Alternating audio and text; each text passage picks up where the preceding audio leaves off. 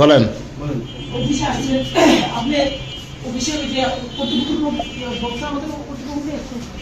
আপনার প্ল্যানের কথা বলেন।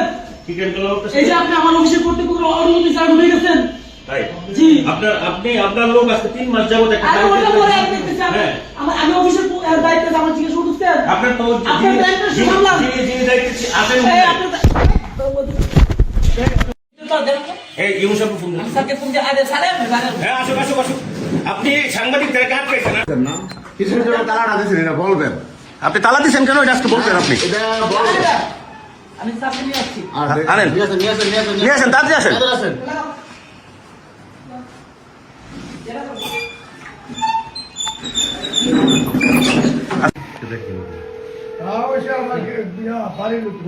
তুমি